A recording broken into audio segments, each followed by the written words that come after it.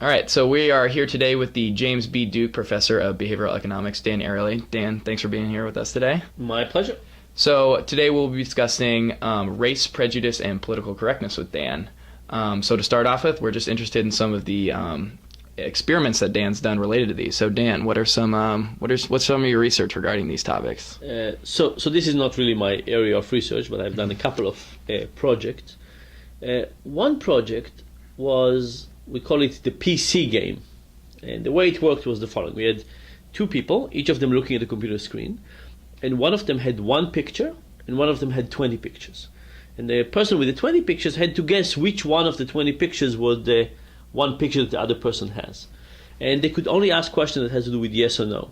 Is the person standing or sitting? Is there a tree in the picture? Yes or no? Stuff like that. And race was a very good indicator. Half the pictures were of people who were white, half the people black. And the question was, would people use the race? And the first thing we found out is that people did not use race enough. It's a really good question. And when we show people these as shapes, they use color. But when we show people, they don't use as color. Also, when they use color, were much more likely to say, is the person white, rather than saying, is the person black or is the person African American? But the other thing we did was we changed the second person they were asking. So if we change that person from being a white Confederate, the other person worked for us. If we change them from being white to being black, all of a sudden people use race much less. So if I talk to you and you're white and I'm white, I'm happier to use race. But if you were African American, all of a sudden I would be a bit more apprehensive. Now, noticing colors doesn't make you racist. But I think people are so concerned about that they pretend to even not notice color. And the funniest version was when we called the game the FBI Most Wanted game. And you sat together with an African American Confederate and you called it the FBI Most Wanted game. Now people basically didn't use race at all, because now it really falls into stereotypes. The other curious thing about this, though, is that people did it because they wanted the Confederate to like them. Right? So if you and I played and you were African American and we called this the FBI Most Wanted game, I would not notice race because I don't want you to think bad of me. I mean, that's the reason for it. But what they actually did was they didn't look at the person in the eyes as much. They were so concerned that they actually basically kept on looking around the room rather than trying to make a connection, and actually were much less likable because of that. Right. So the idea is that we have this desire to be seen as not prejudiced. It broadens to even things that have nothing to do with prejudice. For example, noticing race. But this concern that runs within us make us so apprehensive that it actually makes us less social. I'd like to move on now to sort of a local topic, is the recent Duke Kappa Sigma fraternity party that was held at an off-campus house. The party was called Asia Prime, I believe.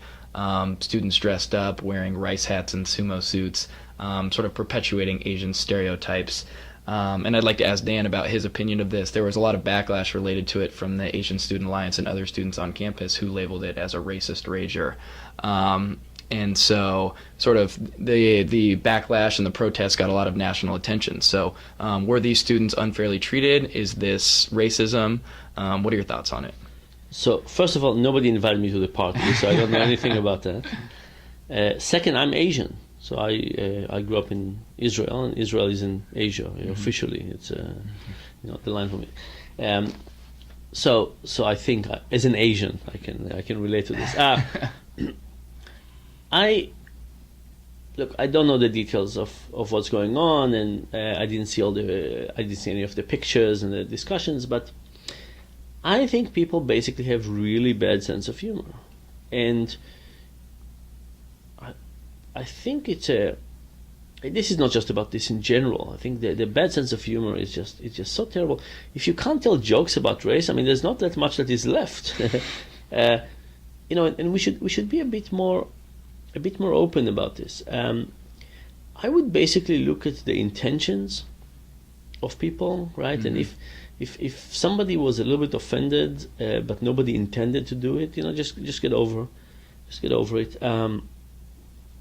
From what it seems to me is that this is just something that started relatively innocent with a relatively approach to a sense of humor, and then people became overly sensitive. Now, maybe they had the right reason to, and so on.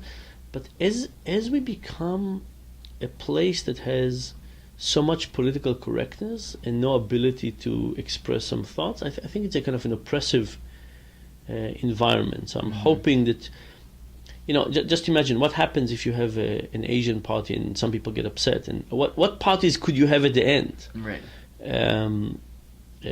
Just alcohol, that's it, that's all the thing we can do.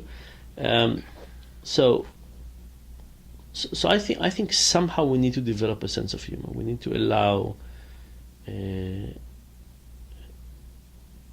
people to get over this initial indignation of somebody's using my race and so on, and look at the power of it. And what's interesting is that it seems like people within a culture can make fun of that culture, or that people from the outside of the culture are not allowed to. And I'm not sure why this is the case, but as being Jewish, I'm very happy to tell Jewish jokes. You remember there was a Seinfeld episode when he complained about this dentist, and this dentist who was telling Jewish joke, he was very offended, and then he converted. And Seinfeld thought that the only reason the dentist converted was that he could tell Jewish jokes with no repercussion. So there's something about kind of the inside group and outside group, and how much you can make fun of the group. But I think we just need to be a bit more calm about it.